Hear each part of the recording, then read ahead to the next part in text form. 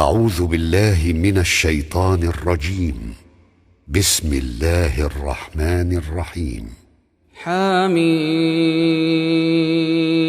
تنزيل الكتاب من الله العزيز الحكيم.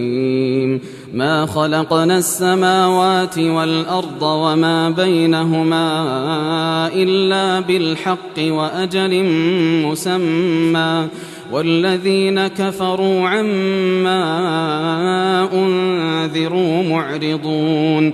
قل أرأيتم ما تدعون من دون الله أروني ماذا خلقوا من الأرض أم لهم شرك في السماوات. ائتوني بكتاب من قبل هذا أو أثارة من علم إن كنتم صادقين. ومن أضل ممن يدعو من دون الله من لا يستجيب له إلى يوم القيامة وهم عن دعائهم غافلون. وإذا حشر الناس كانوا لهم أعداء وكانوا بعبادتهم كافرين. وإذا تتلى عليهم آياتنا بينات قال الذين كفروا للحق لما جاءهم هذا سحر مبين. أم يقولون افتراه قل إن افتريته فلا تملكون لي من الله شيئا هو أعلم بما تفيضون فيه كفى به شهيدا بيني وبينكم وهو الغفور الرحيم. قل ما كنت بدعا من الرسل وما أدري ما يفعل بي ولا بكم إن أتبع إلا ما يوحى إلي وما أنا إلا نذير مبين.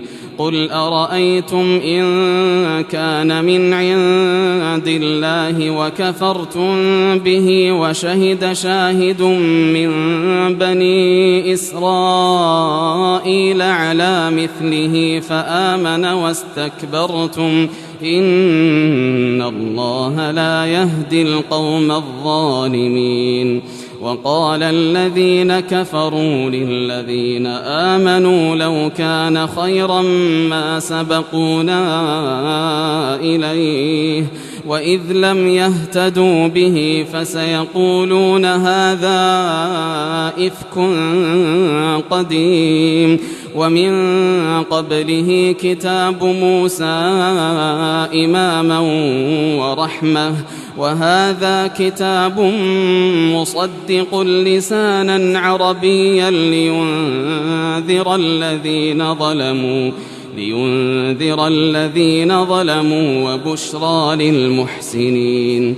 إن الذين قالوا ربنا الله ثم استقاموا فلا خوف عليهم ولا هم يحزنون أولئك أصحاب الجنة خالدين فيها جزاء بما كانوا يعملون. ووصينا الإنسان بوالديه إحسانا حملته أمه كرها ووضعته كرها وحمله وفصاله 30 شهرا حتى إذا بلغ أشده وبلغ 40 سنة قال رب أوزعني أن أشكر نعمتك التي أنعمت علي وعلى والدي وأن أعمل صالحا ترضاه وأصلح لي في ذريتي إني تبت إليك وإني من المسلمين أولئك الذين نتقبل عنهم أحسن ما عملوا ونتجاوز عن سيئاتهم في أصحاب الجنة وعد الصدق الذي كانوا يوعدون.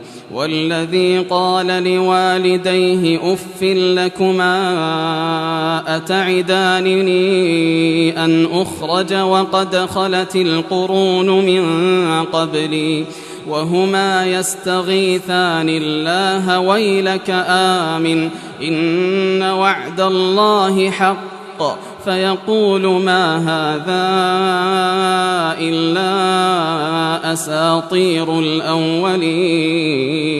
أولئك الذين حق عليهم القول في قد خلت من قبلهم من الجن والإنس إنهم كانوا خاسرين. ولكل درجات مما عملوا وليوفيهم أعمالهم وهم لا يظلمون. ويوم يعرض الذين كفروا على النار أذهبتم طيباتكم في حياتكم الدنيا واستمتعتم بها فاليوم تجزون عذاب الهون بما كنتم تستكبرون في الأرض بغير الحق وبما كنتم تفسقون. واذكر أخا عاد إذ أنذر قومه بالأحقاف وقد خلت النذر من بين يديه ومن خلفه ألا تعبدوا إلا الله إني أخاف عليكم عذاب يوم عظيم. قالوا أجئتنا لتأفكنا عن آلهتنا فأتنا بما تعدنا إن كنت من الصادقين. قالوا أجئتنا لتأفكنا عن آلهتنا فأتنا بما تعدنا إن كنت من الصادقين. قال إنما العلم عند الله وأبلغكم ما أرسلت به ولكني أراكم قوما تجهلون. فلما رأوه عارضا مستقبل أوديتهم قالوا هذا عارض ممطرنا بل هو ما استعجلتم به ريح فيها عذاب أليم تدمر كل شيء بأمر ربها فأصبحوا لا يرى إلا مساكنهم كذلك نجزي القوم المجرمين. ولقد مكناهم في ماء مكناكم فيه وجعلنا لهم سمعا وأبصارا وأفئدة فما أغنى عنهم سمعهم ولا أبصارهم ولا أفئدتهم من شيء إذ كانوا يجحدون بآيات الله وحاق بهم ما كانوا به يستهزئون. ولقد أهلكنا ما حولكم من القرى وصرفنا الآيات لعلهم يرجعون. فلولا نصرهم الذين اتخذوا من دون الله قربانا آلهة بل ضلوا عنهم وذلك إفكهم وما كانوا يفترون. وإذ صرفنا إليك نفرا من الجن يستمعون القرآن فلما حضروه قالوا أنصتوا فلما قضي ولوا إلى قومهم منذرين قالوا يا قومنا إنا سمعنا كتابا أنزل من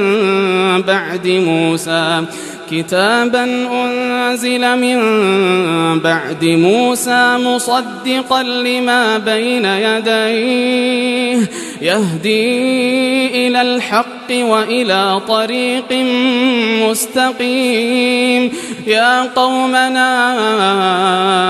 أجيبوا داعي الله وآمنوا به يغفر لكم من ذنوبكم ويجركم من عذاب أليم ومن لا يجب داعي الله فليس بمعجز في الأرض وليس له من دونه أولياء أولئك في ضلال مبين أولم يروا أن الله الذي خلق السماوات والأرض ولم يعي